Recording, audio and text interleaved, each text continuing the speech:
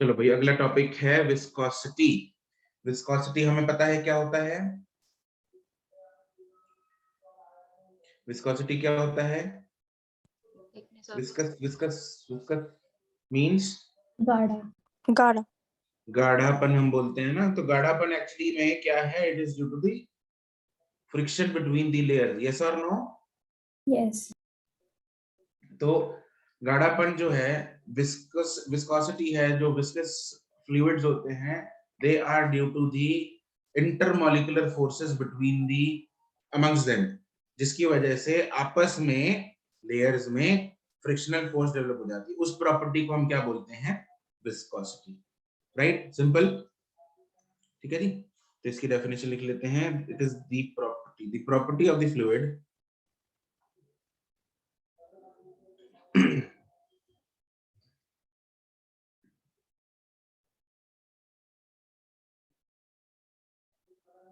the property of the fluid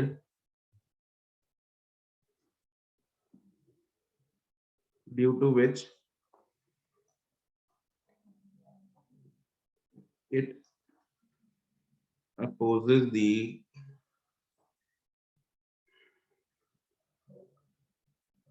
relative motion between the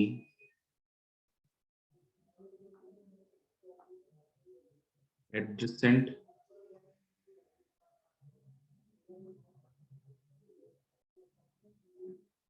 layers of the liquid is called viscosity। ठीक है, अगर सारी की सारी लेयर जो है वो सेम वेलोसिटी पे ना चल रही हो तो वो आपस में विस्कस ड्रैग की वजह से है। ठीक है, जैसे मान लो पानी ग्लास लिया, उसमें चम्मच मारा, राइट, या दूध का ग्लास लिया, उसमें चम्मच मार के उसको स्टर कर रहे हैं, तो थोड़ी देर में वो घूमना बंद हो जाएगा। हाँ के ना? Yes sir. वो घूमना बंद क्यों हो गया? वो इन्फिनिटली क्यों नहीं चलता गया? Because of the friction amongst the layers. Yes और नो? अगर Yes, राइट, अगर फ्रिक्शन ना होती तो वो इन्फिनिटली क्या करता रहता? घूमता। घूमता रहता। ठीक। सर मतलब गाढ़ापन इज नॉट करेक्ट है ना? क्योंकि गाढ़ापन इज राइट, गाढ़ापन is the reason, sorry, is the cause of the this viscosity। ठीक है, तो गाढ़ापन, अब जैसे दूध है, दूध में पानी पानी को कंपेयर करते हैं दूध से, तो दूध में विस्कस फोर्सेस ज्यादा होंगी। अब अगर मैं शहद से कंपेयर करूं तो शहद तो बिल्कुल नहीं हिलता, तो बहुत ही कम हिलता है। हाँ क्या ना? Yes sir. ठीक है, तो उसमें क्योंकि विस्कस फोर्सेस इतनी ज्यादा है जिसकी वजह से वो गाढ़ा लगता है, गाढ़ा होता है, जिसकी वजह से वो गाढ़ा होता है। ठीक है, तो बेसिकली वो रिजल्ट है विस्कस फोर्सेस का, गाढ़ापन।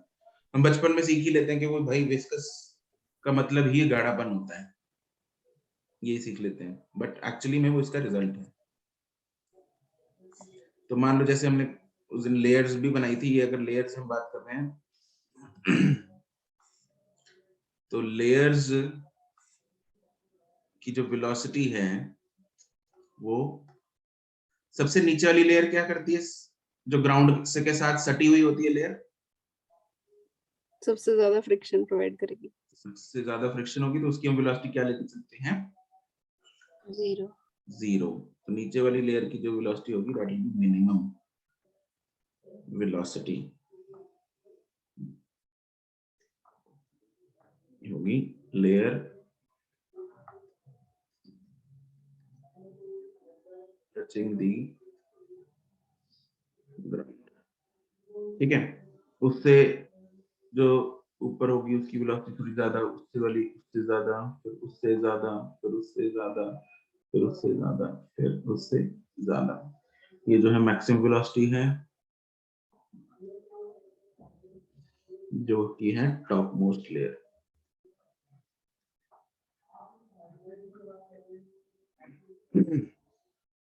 एग्जांपल में लिख सकते हैं, if we stir a liquid in a tumbler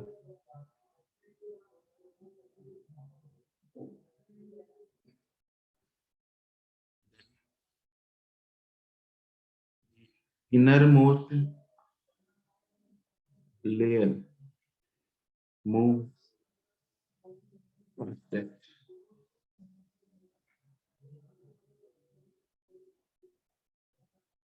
And layer with the glass surface or tumbler surface is the slowest. This is due to the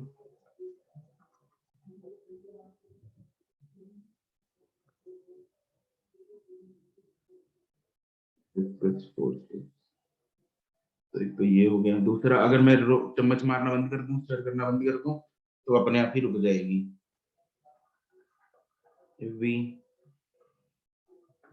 stop stirring the liquid,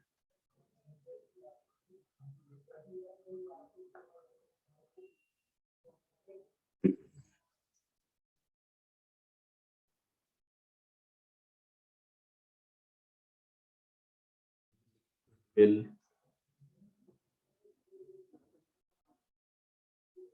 stop moving due to viscous forces.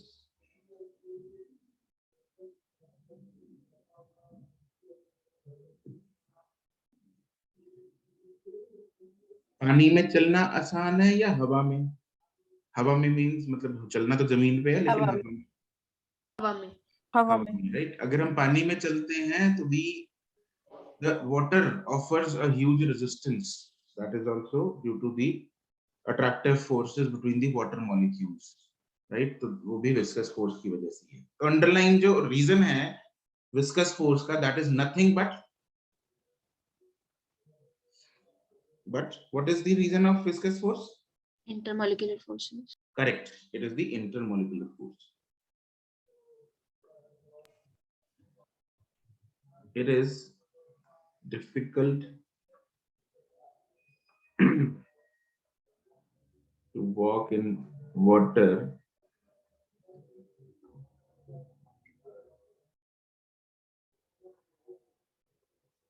because of the viscous force between the water molecules. ठीक है जी। चलो, ये तो होती है proper viscosity, ही property है material की, media इसकी, अपनी लिक्विड की, फ्लूइड की, राइट। तो कुछ लिक्विड्स में ज्यादा होती है विस्कोसिटी, कुछ लिक्विड्स में कम होती है। नाउ ये जो लिक्विड्स हैं, ये आपस में जो लेयर्स में कितनी विस्कस फोर्स एक्सर्ट करते हैं, अब उसका एक्सप्रेशन निकालते हैं। प्रॉपर्टी के बारे में हमने पढ़ लिया, लेकिन फोर्स कितनी एक्सर्ट कर रहा है वो निकाल लेते हैं। तो जो विस्कस फोर्स है, विस्कस ड्रैग है, वो कितना होगा, उसका क्या एक्सप्रेशन है। तो अगला टॉपिक इसमें बना लेंगे विस्कस फोर्स। तो उसका जो मैग्नीट्यूड है विस्कस फोर्स का, वो किन चीजों पे डिपेंड करता है। Let us right that the magnitude of the viscous force between the two layers of the liquid depends on the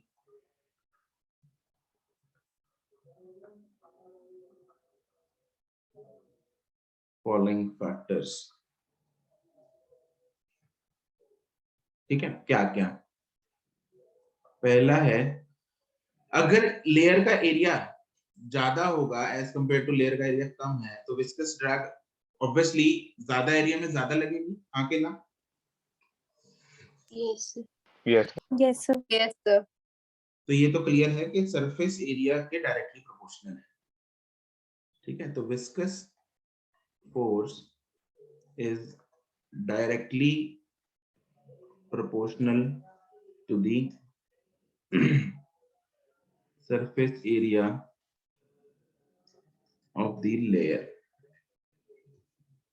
that is F is directly proportional to A. दूसरा, यहां तक लिख लिया? Yes, sir.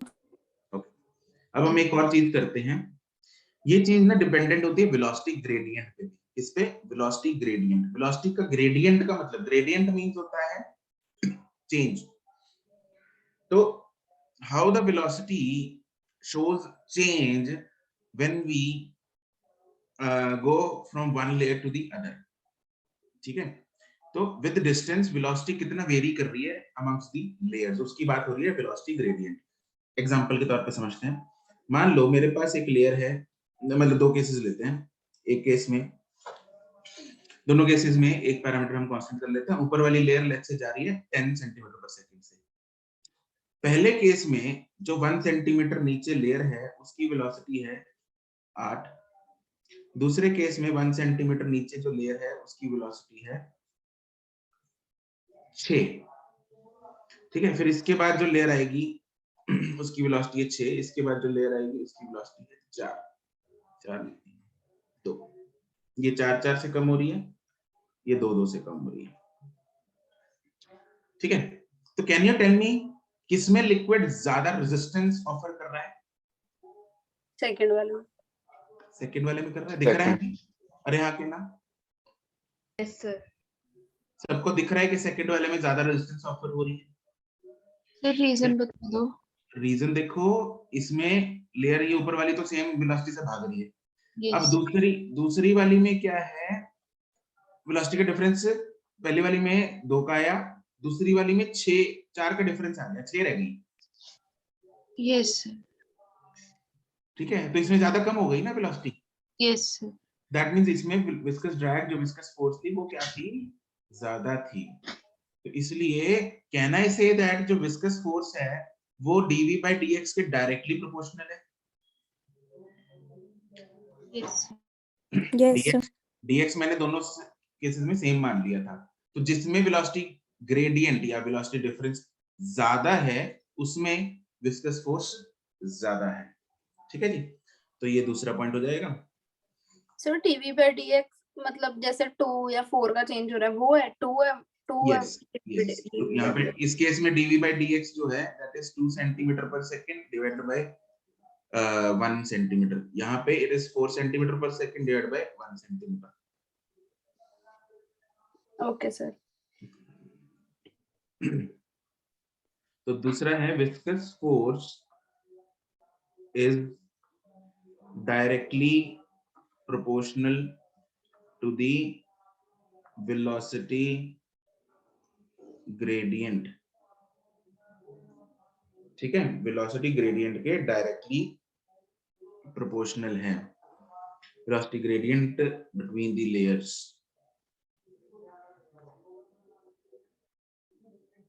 that is f is directly proportional to dv by dx। तो इन दोनों को जब मैं कंबाइन करूंगा तो हम बोल सकते हैं f is directly proportional to a dv by dx। अब मुझे क्या हटाना है? प्रोपोर्शनलिटी साइन हटाएंगे तो v आ जाएगा मेरे पास। जब प्रोपोर्शनलिटी हटती है कांस्टेंट आता है, उस कांस्टेंट का नाम है ईटा a dv by dx।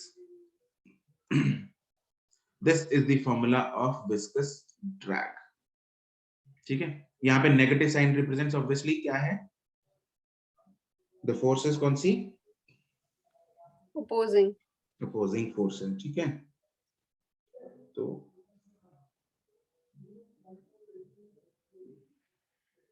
यहाँ पे फोटो बनाने तुम लोगों ने बना लो, चलो फोटो बना लेते हैं।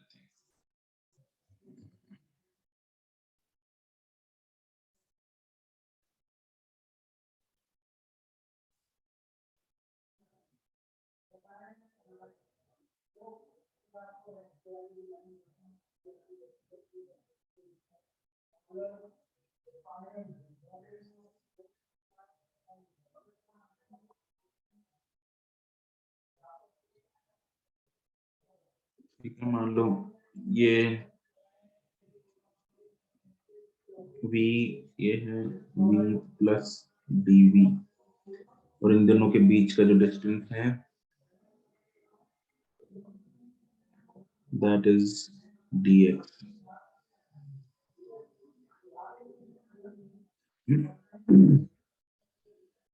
ये जस्ट रिप्रेजेंटेशन है। तो जो इस पे जो फोर्स ड्रैग लग रही है वो ऑब्वियसली इस तरफ है, इस तरफ लगेगी विस्कस ड्रैग। फॉर्मूला इंपॉर्टेंट है, आपको याद रखना है।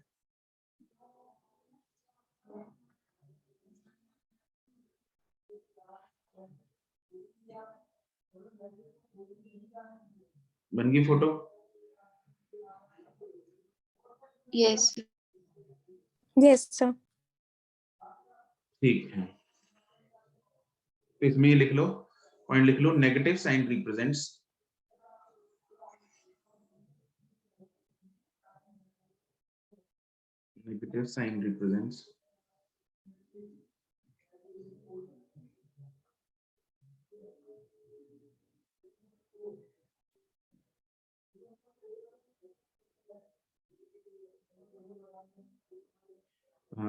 that the viscous force acts in the opposite direction. और यहाँ पे जो ईटा होता है उसको हम बोलते हैं कोफिशिएंट ऑफ विस्कोसिटी।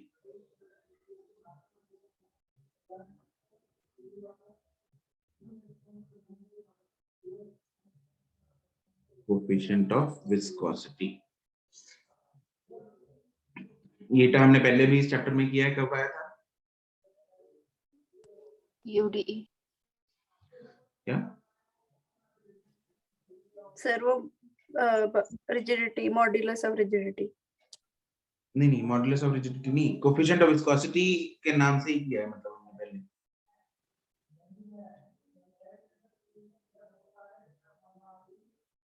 भूल ये रहा,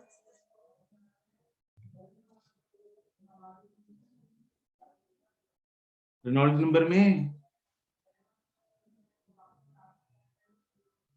ओ हेलो, यस सर, आ गया याद। Yes, sir. याद आ गया। इसका ऐसा यूनिट क्या होगा ईटा का? निकाल लो, ऐसा unit of eta ML -1 T -1. ml -1 t -1। हाँ ठीक है, डायमेंशन यूनिट क्या होगा? तो यूनिट लिख रहे हैं SI यूनिट ऑफ ईटा। देखो फोर्स के ऊपर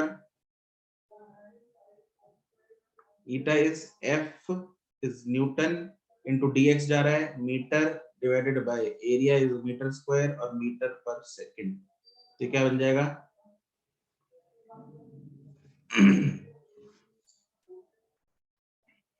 Newton second per meter square. Newton metre square, Newton per metre square second. ठीक है, Newton second per metre square या Newton per metre square second. तो ये ऐसे यूनिट है, लेकिन इसको ऐसे यूज नहीं करते, हम यूज करते हैं, इसका एक और नाम है डेकापोइस। आपको वो याद रखना है, ठीक है? ये भी याद, मतलब ये तो निकालना आना चाहिए, but this is popularly used as decapoise, मतलब that is 1 newton metres per metre square second is equal to 1 decapoise. ये इसका SI यूनिट है, राइट? अगर मैं CGS में कन्वर्ट करूं तो न्यूटन क्या बन जाएगा? Dyne metre square Centimeter. Centimeter. Second Second. Second ही रहेगा। This is 1 poise, this is in CGS। And deca कितना होता है? 10. 10. ठीक है, 1 डेका poise इज 10 poise। यहाँ पे बच्चे पता है गड़बड़ क्या करते हैं? सुनने में ऐसा लगता है कि poise ऐसा ही होगा, क्योंकि दूसरे के आगे डेका लग गया, इसीलिए लगता है कि poise ऐसा ही होगा, but Deka poise is SI। ये बहुत बड़ी गलती करते हैं बच्चे, ये गलती आपको नहीं करनी, समझ गए? ये आपको याद रखना है। डेकापॉइस इज SI,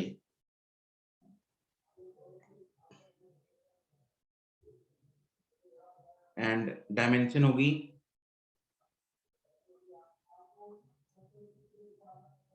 इज M, देखो MLT -2 फोर्स की हो गई इंटू L-2 इंटू T, तो ये हो गई ML-1 T-1, this is the dimension of eta.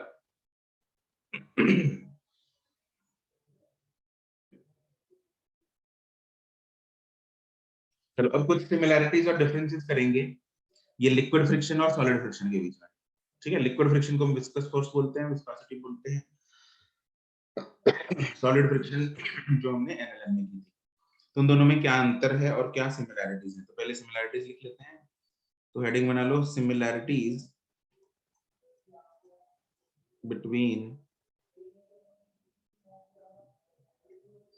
Viscous force and solid friction.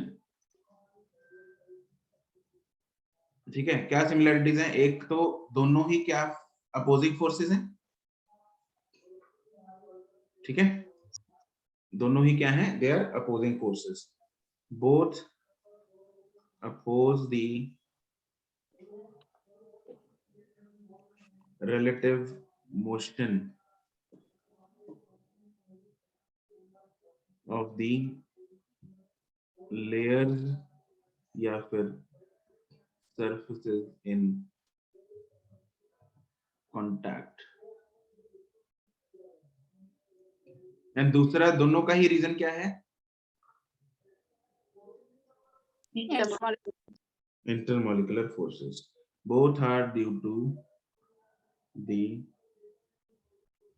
intermolecular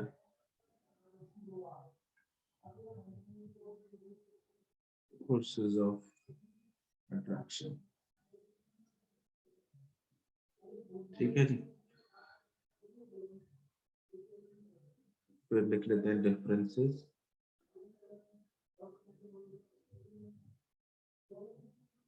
Differences between viscous force and solid friction। कौन बताएगा? एक कोई एक डिफरेंस बताओ पहले।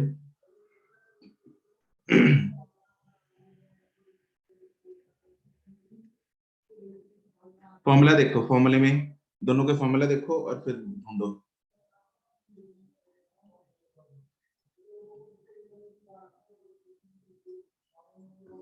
Depends on area and other does not depend on area. Correct.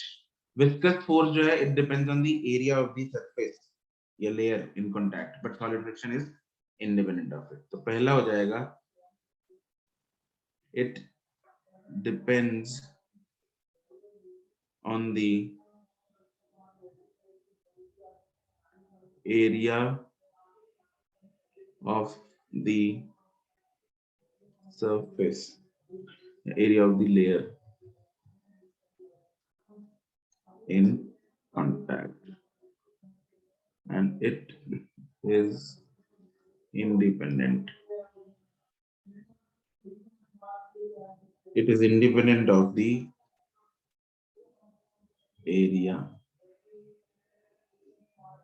of the surfaces in contact। दूसरा, Viscosity is mass independent of mass. Right, mass या normal बोल सकते हैं। विस्कस फोर्स जो है, it does not depend on the normal, it does not depend on the normal force. लेकिन solid friction जो है, it depends on the normal force. And third,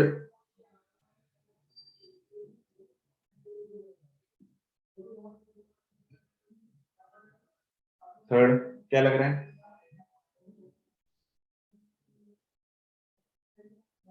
velocity पे, विस्कस फोर्स वेलोसिटी पे depend कर रही है कि नहीं कर रही? Yes. कर रही है। है ना? करती है। relative, yes, it depends on the relative velocity between the layers, लेकिन उसका कोई लेना देना नहीं है. It depends on the relative velocity between the layers, and it is independent of the relative velocity of the surfaces. ऐसा तो नहीं है ना कि बॉडी अगर ऊपर कोई ब्लॉक है वो 5 मीटर पर सेकंड पे जा रहा है या 10 मीटर पर सेकंड पे जा रहा है, तो will there be any difference in the friction force? No, sir. No, there will not be any difference in the friction force. तो इसीलिए चिपका लिया टेबल? 1 minute sir. एक सेकंड रुक जाओ सर।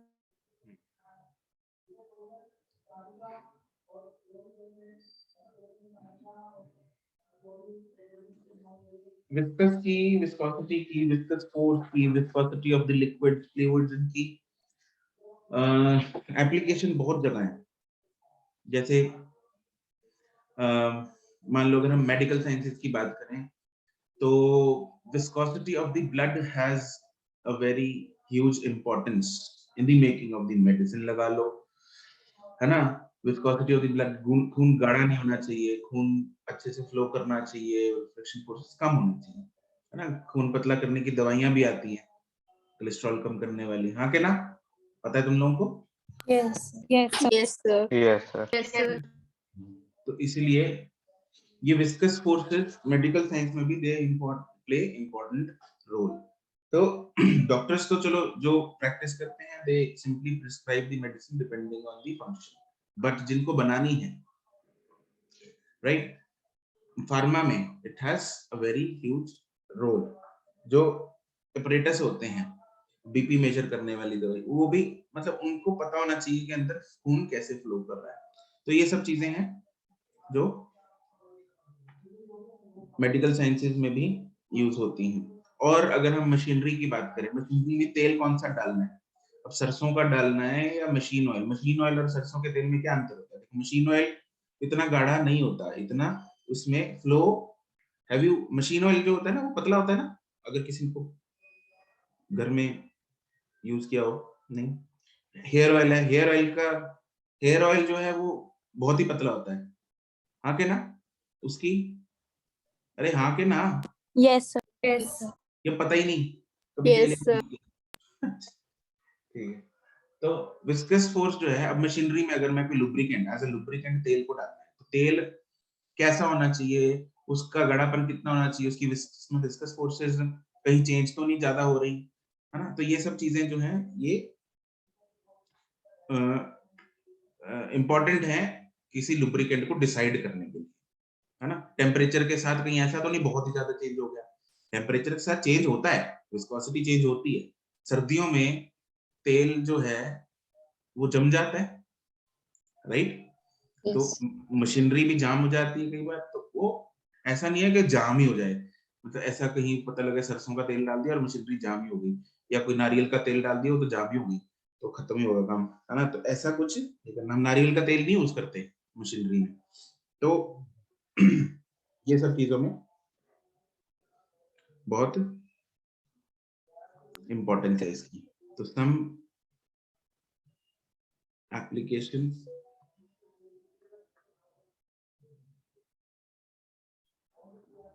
of viscosity, ना? जैसे the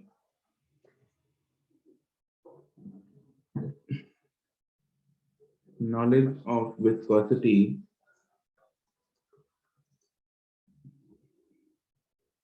is very important in the selection of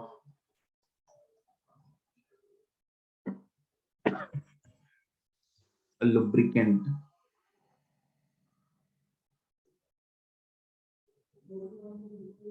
for the machines.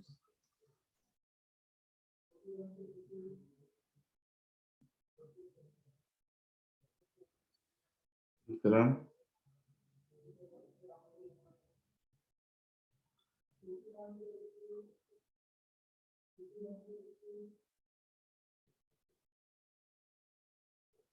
knowledge of variation of viscosity with temperature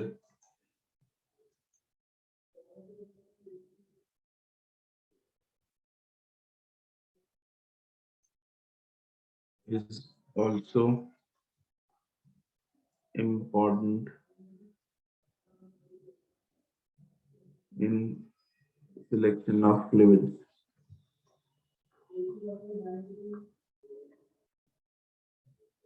In the industry.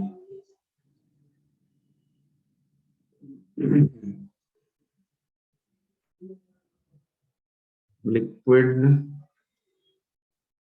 having high viscosity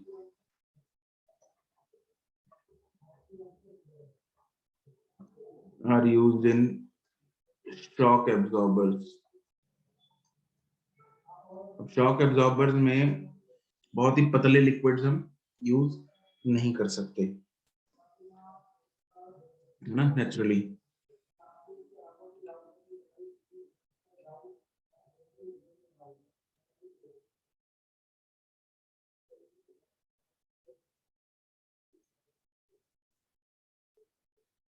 The knowledge of viscosity of blood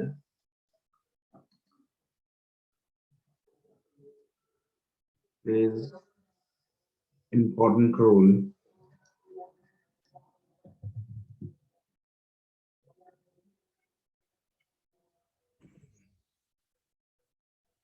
in the medical sciences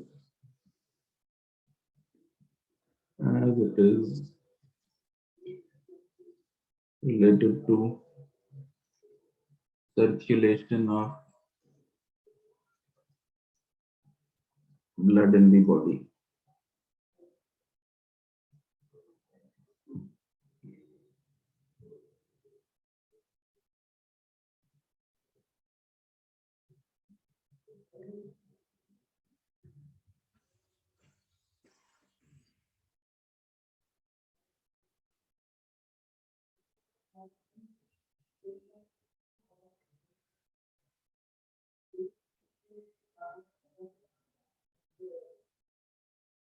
ठीक है,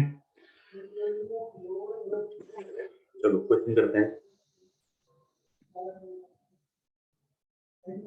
A cubical block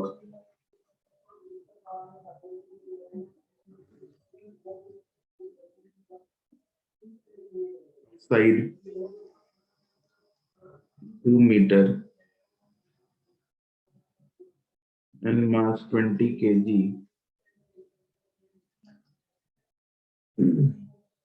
slides on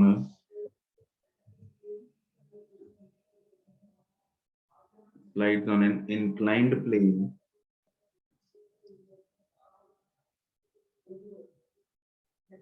of angle 30 degree, which is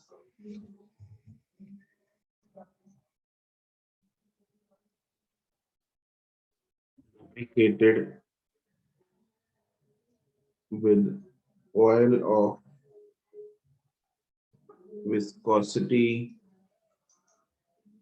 0.1 coils. If the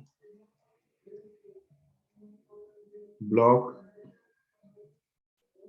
slides with constant velocity of 10 meter per second. Find the thickness of the oil layer.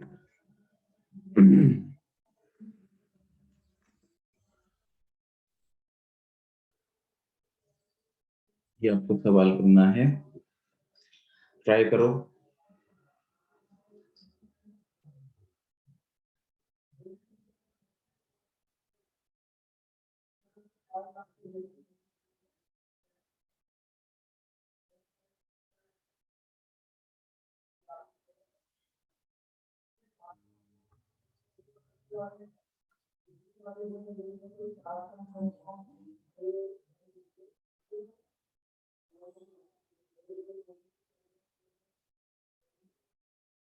अरे SI units में answer देना।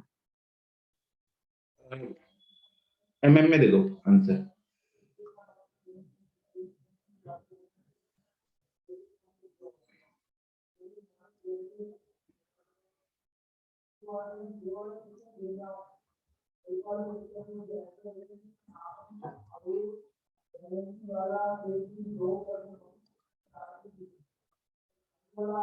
नहीं सक्षम।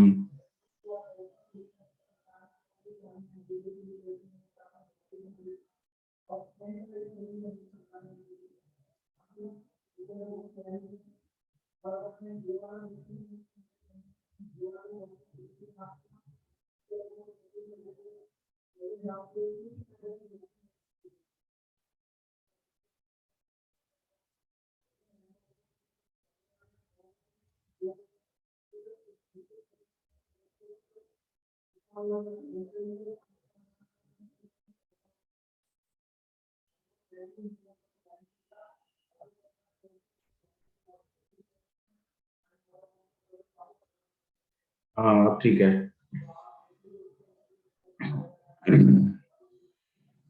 क्या झोल कर दिया था पहले? सो मैंने एरिया में ध्यान से पढ़ा था, गलत ले लिया।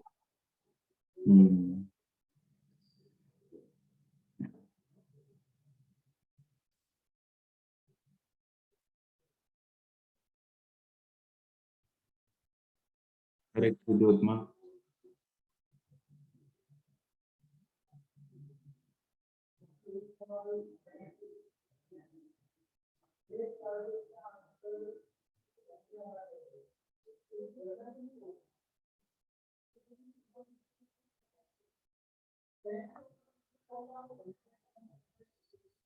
बाकी लोग कुछ चमक रहा है, कैसे करना है ये बताऊं? हाँ जी सर। चमक रहा है? सर ऐसा लग रहा है कि मतलब बराबर करेंगे mg sin थीटा को उसके फोर्स के। हाँ क्यों करेंगे? कांस्टेंट वेलोसिटी से ज्यादा। राइट।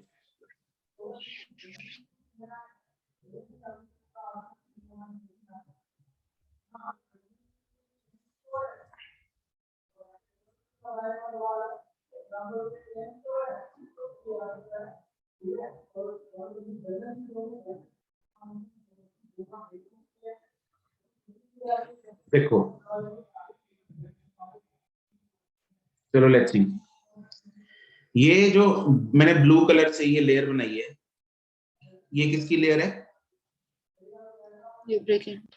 लुब्रिकेंट की लेयर है, ऑयल की लेयर है। और इस ऑयल की लेयर, जो ये जो लेयर है ना, ये ऑयल की लेयर, ये इस ब्लॉक और इंक्लाइंड प्लेन के बीच में है।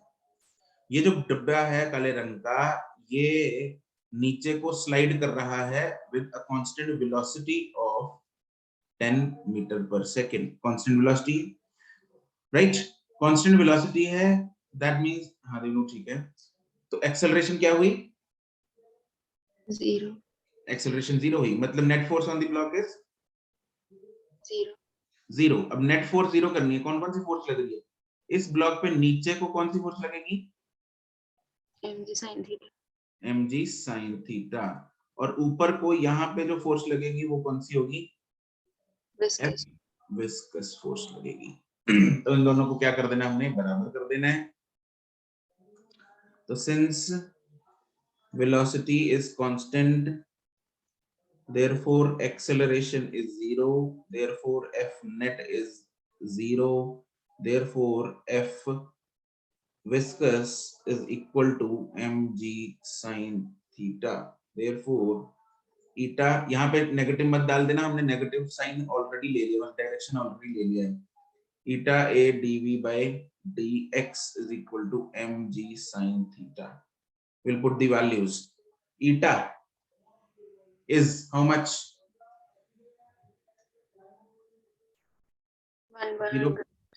0.1 poise है, तो इसको किस में कन्वर्ट करना पड़ेगा? डेकापोइस में कितना होगा? 0.1 डिवाइड बाय 10 डेकापोइस। अरे हाँ के ना? Yes, sir. तो 0.01 डेकापोइस आ गया। दूसरा area is how much? Area कितना लेंगे हम? एरिया हम लेंगे ये जो रेड कलर का एरिया यहाँ पे शेडेड है, ये वाला, ठीक है। तो ये एक फेस का एरिया जो कि ऊपर स्लाइड कर रहा है वो लेंगे, तो it will B a square that is ना 2 स्क्वायर, तो 4 मीटर स्क्वायर आ गया। देखो वेलोसिटी डिफरेंस dv का कितना होगा? dx तो ये है जो मेरे को फाइंड करना है, दिस इज dx। अब dv क्या है? सबसे ऊपर वाली लेयर कितनी वेलोसिटी से जा रही होगी इसकी, लुब्रिकेंट की? 10 मीटर पर सेकंड से। और सबसे नीचे वाली लेयर की वेलोसिटी क्या होगी? 0, जो कि बिल्कुल इंक्लाइंड प्लेन के साथ सटी हुई लेयर है, उसकी वेलोसिटी होगी 0। जो लुब्रिकेंट की लेयर ब्लॉक के साथ है वो ब्लॉक की वेलोसिटी के साथ जाएगी, जो कि है 10 मीटर पर सेकंड।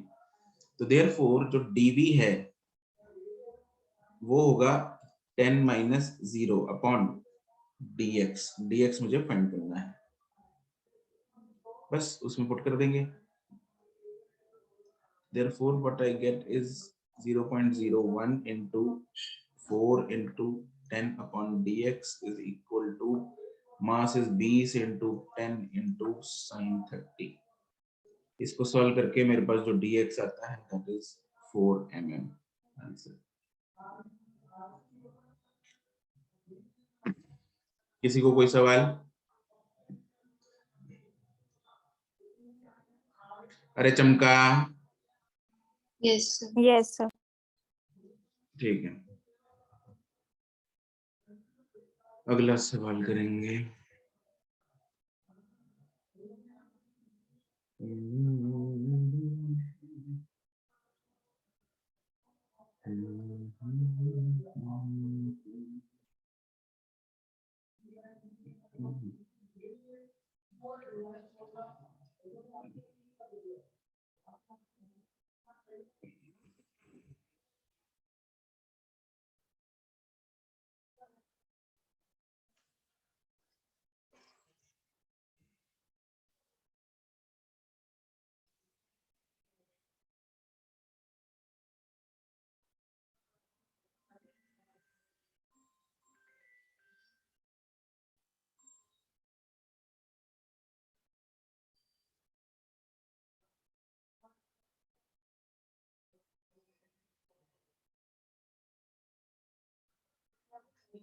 करेक्ट।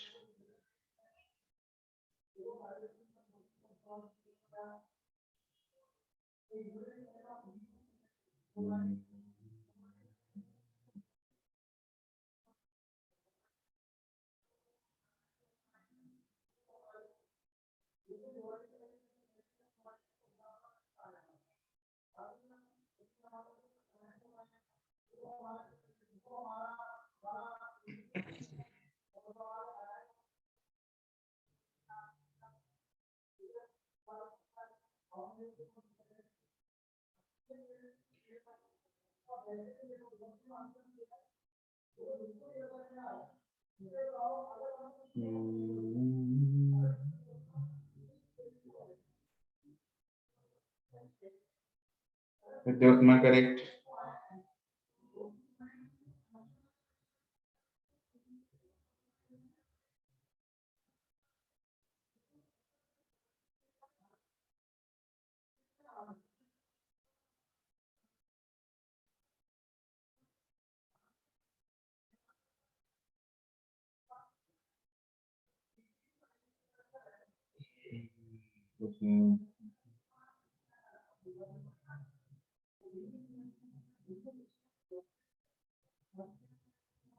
हाँ भाई, बाकी लोग कहाँ उलझ गए?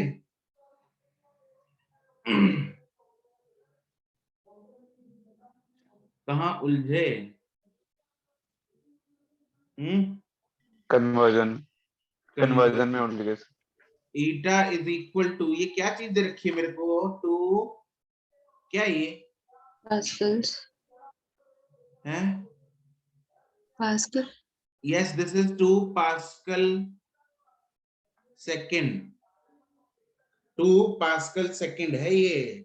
2 पास्कल सेकेंड मतलब 2 Newton per metre square second. तो ये क्या है? ऐसा ही है, सीजीएस है, क्या है? ऐसे. This is SI unit. This is SI unit, मतलब दिस इज 2 डेकापोइज। अरे हाँ के ना? Yes sir.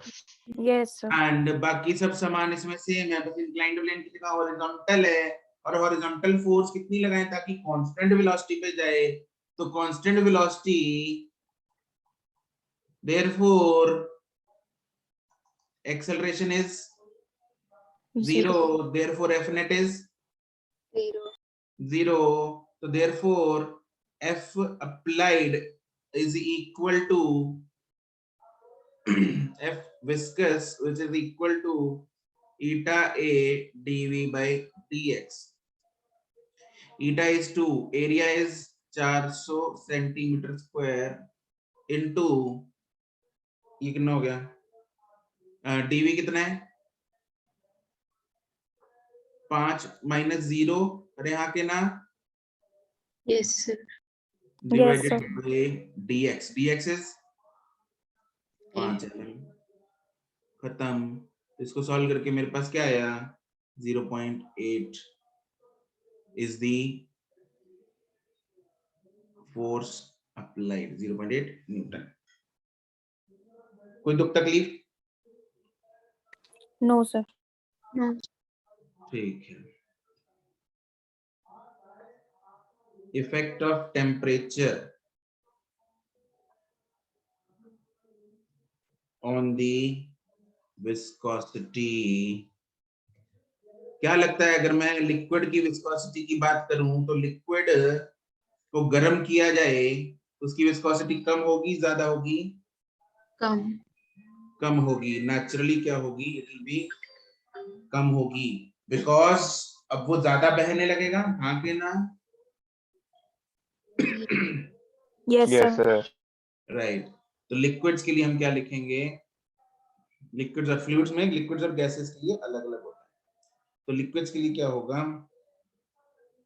लिक्विड्स के लिए लिख लेते हैं, एज टेम्परेचर इंक्रीजेस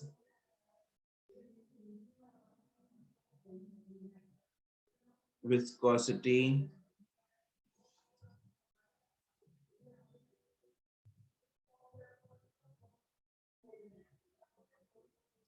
increases। और इसका जो रिलेशन होता है eta directly proportional, inversely proportional to root of T. और गैसेस के लिए ये उल्टा होता है। गैसेस के लिए क्या होता है कि अगर हम टेम्परेचर बढ़ाएंगे तो विस्कोसिटी भी बढ़ेगी। दिस इज बिकॉज गैसेस को बहने में दिक्कत नहीं है, गैसेस बह रही हैं ऑलरेडी पहले ही, लेकिन अगर मैं टेम्परेचर बढ़ाता हूं तो उनकी कोलिजन्स और बढ़ जाती हैं, तो एक दूसरे के साथ टकरे और मरेंगी। ठीक है, इसलिए इसकी प्रोपोर्शनैलिटी डायरेक्ट में आती है। तो लिक्विड्स एंड गैसेस की प्रोपोर्शनैलिटी आपको याद होनी चाहिए। सिर्फ प्रोपोर्शनैलिटी पता होना चाहिए, भाई बढ़ने से क्या होता है, कम होने से क्या होता है। इसके ऊपर न्यूमेरिकल नहीं आता कि इतना टेम्परेचर कर दिया तो नई विस्कोसिटी कितनी होगी, ऐसा नहीं पूछते, सिर्फ रिलेशन याद करना है आपको। फिर आता है, सर इसका रीजन क्या बता रहे थे आप? क्योंकि तुमने सुना नहीं? सर मुझे समझ नहीं आया एक्चुअली। वर्डिंग्स याद है क्या मैंने बोली थी? कि सर वो टेम्परेचर बढ़ाने पे मतलब वो टक्करे मारने लग जाते हैं, इतना ही समझ आया बस मुझे। देखो गैसेस क्या हैं, गैसेस ऑलरेडी बह रही हैं, हाँ कि ना? लेकिन अगर मैं Yes. टेम्परेचर बढ़ाऊंगा तो आपस में कोलिजन बढ़ेंगी मॉलिक्यूल्स की, Yes, sir.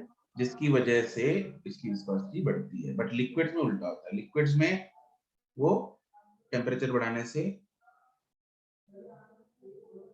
बहता ज्यादा है, हाँ का ना? Yes, sir. तो इसलिए ऐसा होता है।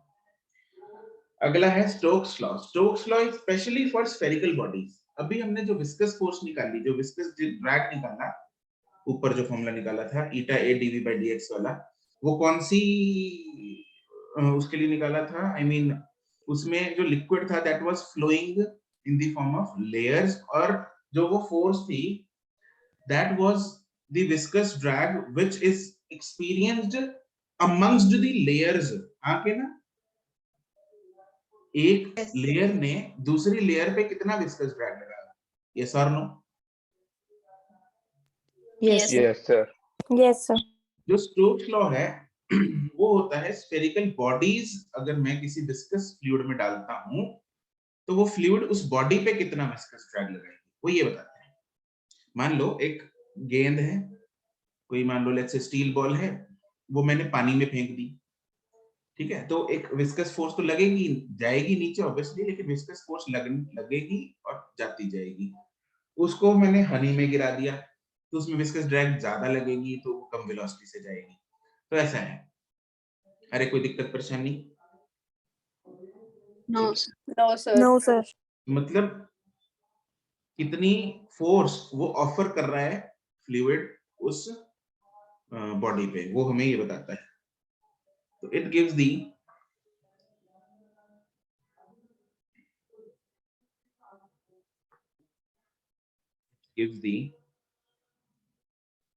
विस्कस फोर्स, या ड्रैग भी बोल देते हैं उसको, experienced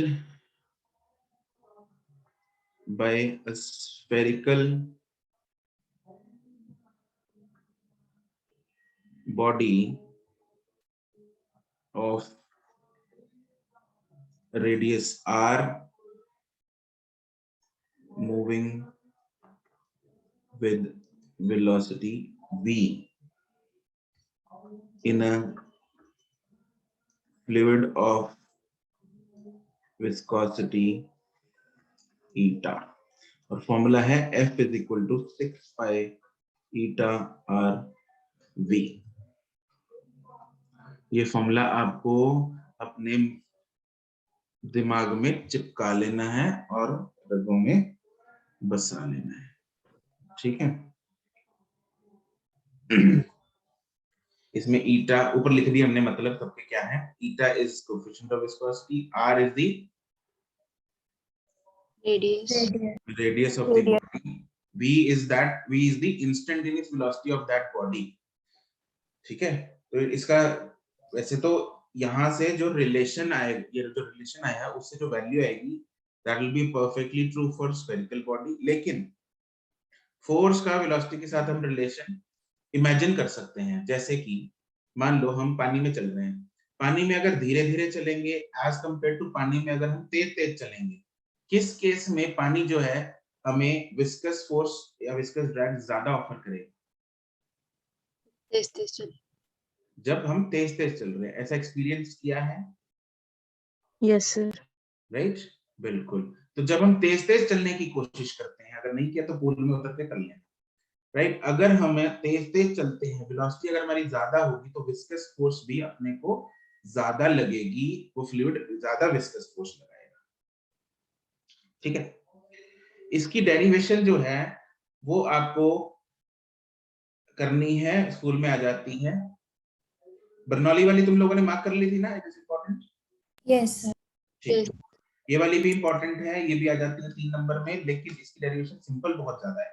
it is derived using dimensional analysis. Remember that? Dimensional analysis वाली Yes, sir. derivation कैसे करते थे? फिर प्रोपोर्शनैलिटी पता लग जाए, उसके बाद डायमेंशंस के पावर्स को इक्वेट करते थे। Right right right right right right, वैसे खुद कर लोगे? इसको खुद करके आना, डेरिवेशन यूजिंग डायमेंशनल एनालिसिस। ठीक है, स्टार्ट में बता देता हूँ तुम लोगों को कैसे करना है। आधा पेज तोड़ लो। स्टार्ट में करना है f is directly proportional to eta raised to power a r raised to power या x y z ले लो, x r raised to power y and v raised to power z। ठीक है, उसको कर लो, बहुत ही ज्यादा सिंपल है। ठीक है, ये तुम लोग सर करके तो आओ। ये 6 पाई कैसे आएगा? तेरे को याद नहीं हमने एक p is equal to 2 pi root of l by g भी किया था डायमेंशनल एनालिसिस में, तो ये 2 pi आता है डायमेंशनल एनालिसिस से। अच्छा, ये तो हमने अब खुद ही कांस्टेंट लगाते हैं, ठीक है। this constant is found from experiment, 6 pi नहीं आएगा। हाँ जी सर, ठीक है। ठीक है, ये आप लोग करोगे। चलो इसके लिए कुछ लाइनें छोड़ दो, उसके बाद हम करते हैं टर्मिनल वेलोसिटी। क्या? Terminal velocity.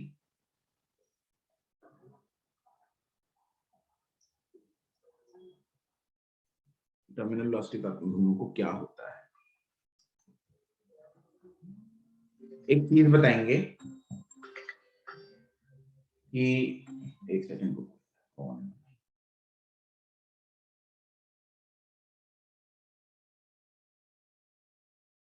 हाँ भाई, टर्मिनल वेलोसिटी क्या चीज है ये समझते हैं इसको। एक बात बताओ मुझे, मान लो मैंने एक स्फेरिकल बॉल है, उसको किसी लिक्विड में, एक फ्लूइड में उसको ड्रॉप कर दिया। ठीक है, तो इस बॉल के साथ क्या क्या होगा बताओ मेरे को जरा, क्या क्या बीतेगा इस पे, क्या क्या फोर्स लगेगी? bonds, एक तो binds, बाइंड फोर्स लगेगी, बिल्कुल ऊपर को बाइंड फोर्स लगेगी, और वेट, एक वेट लगेगा, बिल्कुल सही है, और viscous, viscous, और विस्कस फोर्स लगेगी, बिल्कुल सही है। 3 फोर्सेस लगेंगी, यस और नो? यस सर, यस ठीक सर। है, ठीक है, तो बॉडी जाती जा रही है, जाती जा रही है, जाती जा रही है। ओके, जब बॉडी नीचे जाती जा रही है तो उसकी वेलोसिटी बॉडी की क्या करती है? Decrease, decrease. It is denser then the liquid, that's it. Body decrease ना, वेलोसिटी डिक्रीज कैसे करेगी? इंक्रीज करेगी ना, एक्सेलरेट करती है बॉडी। ठीक है, बॉडी क्या करती है? एक्सेलरेट करती है। अनुष्ठा, डिक्रीज कहां से आया था? सर बस वो ये आ गया दिमाग में, वो जाके नीचे रुक जाती है तो इससे डिक्रीज होती है, बट इंक्रीज होएगी। बॉडी क्या इंक्रीज कर रही है? डेंसर है, ठीक है, इंक्रीज कर रही है, तो एक्सेलरेट कर रही है बॉडी, तो वेलोसिटी उसकी बढ़ रही है। वेलोसिटी बढ़ रही है तो क्या इससे mg में कोई अंतर आएगा? no sir, नहीं आ रहा। बाइंड फोर्स में अंतर आएगा? Yes sir. कैसे? बाइंड फोर्स का फॉर्मूला हाइट क्या? रो जी एच, वो एच बढ़ता रहता है ऊपर वाला। अबे बाइंड फोर्स का फॉर्मूला बता। एच रो जी है, रो जी एच। अभी तो क्लास में होता है, तेरे काम कीजिए मैं। एच रो जी बाइंड फोर्स का फॉर्मूला होता है। प्रेशर का। प्रेशर, ओहो, वी इसका, अक्षिता, ओहो। अक्षिता जरा लगाना इसके, लगा के बताना जरा। नहीं सर, ये क्या क्या हो नहीं गया? है? क्या क्या कह रहे हैं? तो 2 मिनट कंफ्यूज हो गया, रुक जाओ। क्या होता है? रो वी जी होता है। रो वी जी, ठीक है सर, हाँ जी। बाइंड फोर्स का फॉर्मूला होता है रो वी जी। रो वी जी, इनमें से कुछ चेंज हो रहा है? no sir, हैं? हाँ कि ना? No, no, nothing is change. V velocity तो नहीं है इधर, क्या है? V volume of solid, volume of the solid emerged है, तो कुछ नहीं चेंज हो रहा, तो ये भी कांस्टेंट है, mg भी कांस्टेंट है। इसका फॉर्मूला 6 पाई eta rv। तो क्या ये चेंज हो रहा है? Yes sir, It is changing and it is increasing or decreasing? Increasing, it is increasing. बिल्कुल सही बात है। तो मान लो mg 10 था, ये था मान लो 4, ये था लेट्स से मान लो ये भी 4, ठीक है। कुछ टाइम बाद ये 4 से कितना हो जाएगा 5, ठीक है। फिर कुछ टाइम में 5 से कितना हो जाएगा 6। अब can I say that total upward force which is 4 plus 6 has become equal to the downward force 10? Yes or no? Yes sir. जैसे ही ये स्थिति आई, ये सिचुएशन अटेन हुई जब total upward force is equal total downward force, तो net force becomes 0। अगर net force 0 हो गई तो एक्सेलरेशन बिकम्स 0 0, तो वेलोसिटी बिकम्स Constant. कांस्टेंट। अगर वेलोसिटी कांस्टेंट हो गई तो ये तो दोनों पहले ही नहीं चेंज हो रहे थे, तो क्या एफ भी चेंज होगा? No sir. No, एफ भी sir. Also becomes Constant. constant तो दैट मींस वो पार्टिकल, वो बॉडी क्या कांस्टेंट वेलोसिटी से मूव करना स्टार्ट कर देगी हमेशा? Yes sir. That constant velocity is known as terminal velocity. चमका? Yes. Yes sir. ठीक है, वो जो कांस्टेंट वेलोसिटी अटेन हो जाती है वो होती है टर्मिनल वेलोसिटी। एंड एक इंटरेस्टिंग फैक्ट बताऊं, जो रेन ड्रॉप्स होते हैं they strike your head with terminal velocities. ठीक है, तो जब तक कहने का मतलब वो यहाँ पहुंचते हैं तो तब तक वो टर्मिनल वेलोसिटी अटेन कर चुके होते हैं। ठीक है जी, तो ऐसे कोई भी बॉडी टर्मिनल वेलोसिटी अटेन कर सकती है। चलो जी, तो इसमें लिख लेते हैं टर्मिनल वेलोसिटी में, when a body is dropped in a viscous fluid,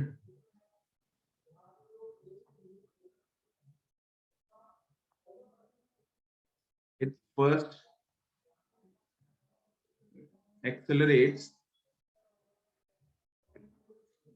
and then eventually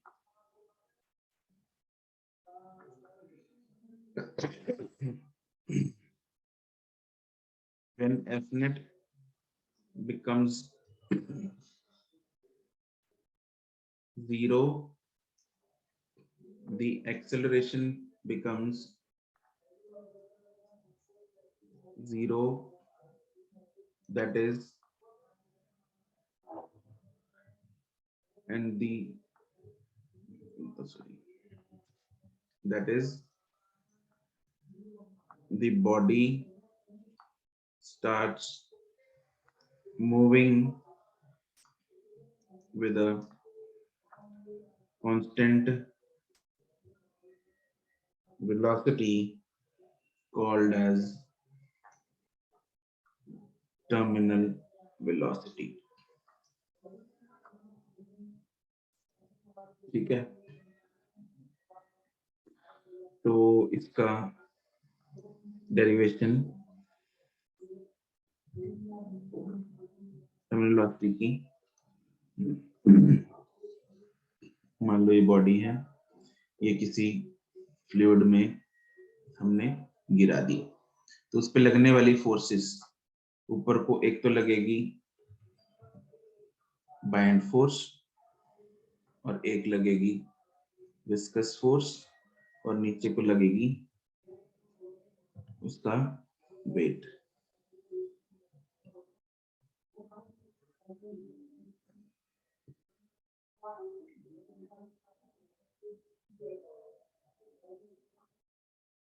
As the body attains the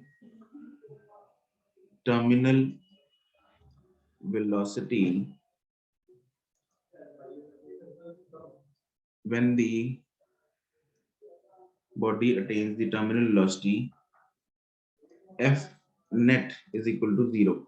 That is, FB plus FV is equal to mg. Therefore, FB is density of Liquid. Liquid, मतलब यहाँ पे fluid use करेंगे हम, ठीक है word, क्योंकि वो liquid भी हो सकता है और गैस भी हो सकती है, तो we will use fluid. Fluid into volume of the body, B is body, into G plus 6 pi eta r V is equal to density of mass is ये body का है ना, density of body into volume of the body into G. ठीक है, यहाँ पे हमने F लिया है for fluid, B लिया है for body. तो therefore यहाँ पे ये आ जाएगा डेंसिटी ऑफ, मुझे निकालना है ये V निकालना है, तो इसको मैं इधर रखता हूँ, 6 pi eta R V is equal to, दूसरी साइड में VB कॉमन आएगा, G कॉमन आएगा, ब्रैकेट में आ जाएगा density of body minus density of fluid. ठीक है, तो यहां से मेरे पास आ जाएगा V इज, बाद में लिखते हैं, पहले यहाँ पे लिख लें, 6 pi eta R V is equal to, volume को लिख सकता हूँ मैं 4/3 pi r cube G rho B minus rho F. क्या क्या उड़ रहा है, पाई उड़ रहा है, एक r उड़ के यहाँ पे 2 आ जाएगा, यहाँ पे 2 हो जाएगा, यहाँ पे 3 हो जाएगा. तो यहाँ से मेरे पास जो एक्सप्रेशन आ गया VC का, VC VT टर्मिनल वेलोसिटी का, that is nothing but 2/9 r square G upon eta into density of body minus density of fluid.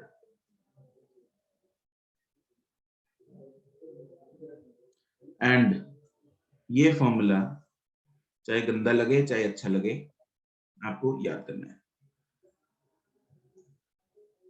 Unfortunately ये इंपॉर्टेंट है, क्योंकि इसके बेसिस पे एक बार सवाल आ चुका है, और सवाल इतना सिंपल होता है कि भाई फॉर्मूला गंदा है इसलिए सिर्फ डेटा दिया होगा आपको और कुछ नहीं, डेटा उठा के आपको इसमें डालना है, राइट. इसलिए अच्छा होगा कि फॉर्मूला याद कर लो, बाद में पछतावा ना हो कि भाई क्वेश्चन भी था उसमें डेटा भी था, बस उठा के डेटा फॉर्मूला में डालना था, अगर फॉर्मूला याद होता तो हम निकल लेते. ठीक है, तो ये अफसोस हमें ना हो. तो terminal velocity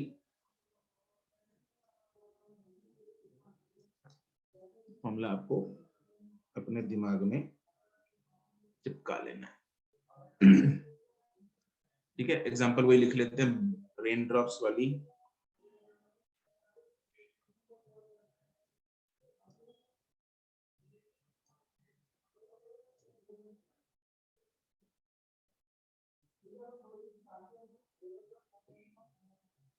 When rain drops fall, they will initially what? Move with increasing velocity. Increasing velocity, yes. They initially accelerate and eventually attain the terminal velocity.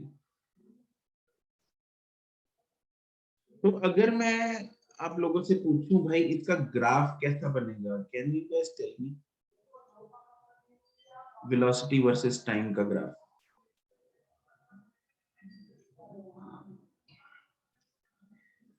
ये टाइम ग्राफ कैसा बनेगा?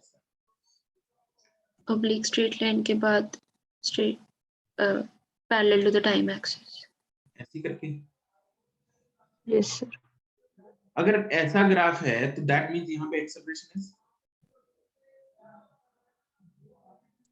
0. ओए यहाँ पे acceleration is non zero. Non zero but it is constant. Yes. यहाँ पे acceleration तो 0 है, वो तो चलो मान लिया, बाद में एक्सेलरेशन हो गई 0, लेकिन यहाँ पे एक्सेलरेशन कांस्टेंट है. अगर एक्सेलरेशन कांस्टेंट है तो मतलब फोर्स भी क्या है? Constant. क्या फोर्स कांस्टेंट है? नो इसके सर, पूरे रास्ते में नो सर, फिर शायद धीरे धीरे नेट फोर्स क्या हो रही है, डिक्रीज, डिग्री डिक्रीज हो रही है। बिल्कुल सही बात है। अगर धीरे धीरे नेट फोर्स डिक्रीज हो रही है तो धीरे धीरे एक्सेलरेशन भी क्या हो रही है, डिक्रीज। तो स्लोप क्या होनी चाहिए धीरे धीरे, डिक्रीज, डिग्री डिक्रीज। तो बताओ कैसे बनेगा ग्राफ,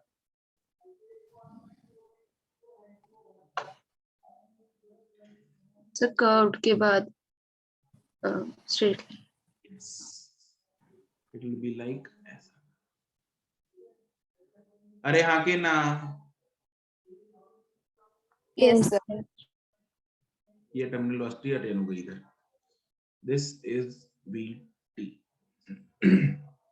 कोई चक्कर परेशानी, no sir, same thing happens when a parachutist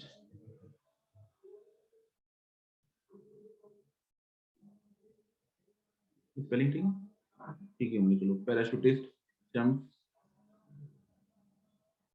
he initially accelerates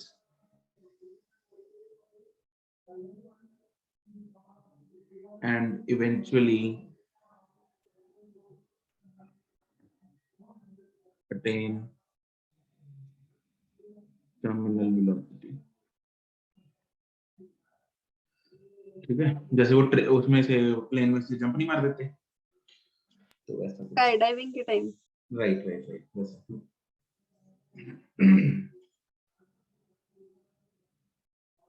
okay, चिपका लिया, हो गया। यस सर, चलो भाई, आपका 2 होमवर्क है, एक आपने वो डेरिवेशन करके आनी है, ठीक है, 2 मिनट का काम है, प्लस फिर उसके बाद एक्सरसाइज 01 का पार्ट कौन सा है, एच, पार्ट एच आपका होमवर्क है, ठीक है। चलो, that's it for today, good bye. Thank you sir. Thank you sir. Bye.